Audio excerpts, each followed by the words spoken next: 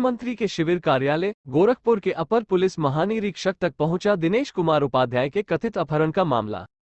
रुधौली थाना क्षेत्र के करमहिया निवासी दिनेश कुमार उपाध्याय के कथित अपहरण मामले में गंभीर होता जा रहा है।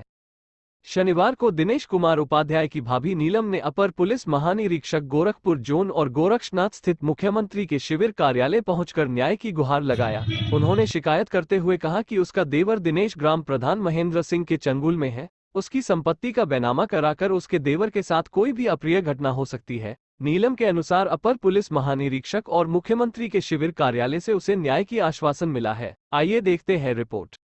क्या नाम आपका? नीलम। तो नीलम जी, आज आप आईजी के यहाँ आई हैं। हाँ।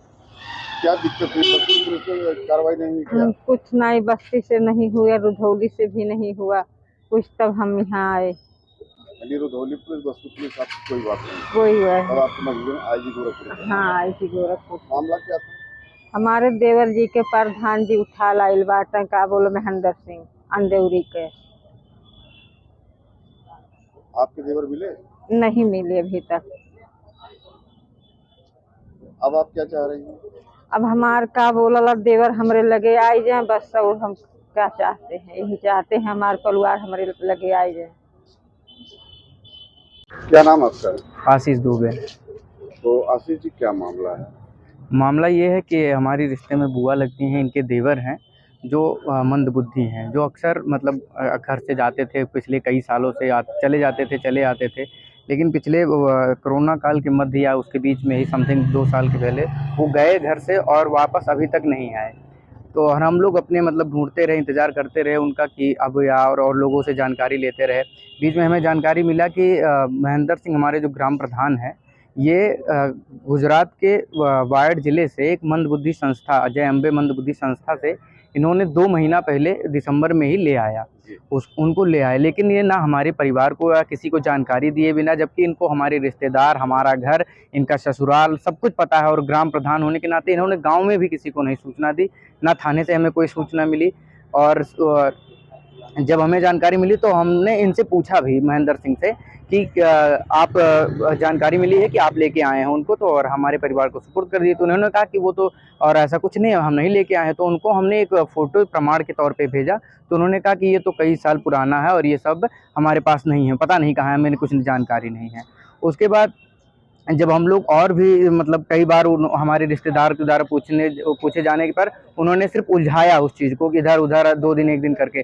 फिर जब हम थाने पर जाकर एप्लीकेशन दिया, लिखित शिकायत दर्ज करवाई जब वहाँ पे, जी, महेंद्र सिंह के विरुद्ध, तो वहाँ पे उनको बुलाया गया जो भी, तो उन्होंने कहा कि मैं ऐसे ही छोड़ दिया हूँ, इनके द्वारा यहाँ छोड़ दिया, वहाँ छोड़ दिया, उन्होंने बातें बनाई सिर्फ। फिर हम लोग सारा प्रमाण उनको उपस्थित कराए, लेकिन अभी तक कोई जानकारी नहीं मिल पा रही है। सूचना ये भी मतलब तथ्यों के द्वारा कि वो हाजिर भी हुए कहीं, लेकिन कहाँ आए, कहाँ चले गए, कोई जानकारी हमको नहीं। हमारे परिवार तक कोई जानकारी मिली नहीं। हम लोगों को कई ढूंढने के बाद भी कोई जानकारी नहीं है। थाने पर संपर्क किए, वहाँ भी कोई जानकारी नहीं मिल रही है कि वो आखिर गए कहाँ, आए सामने आए तो गए कहाँ आखिर। कल शुक्रवार को आपको जो है सीओ रुधौली बुलाई थी जी, तो उन्होंने क्या कहा?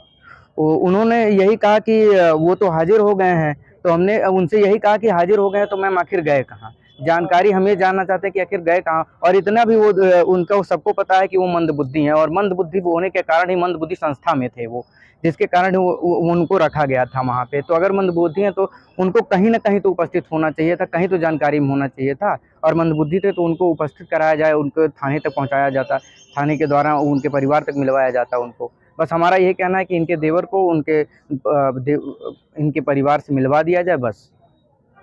इसीलिए हम आईजी साहब के पास भी आए हुए हैं।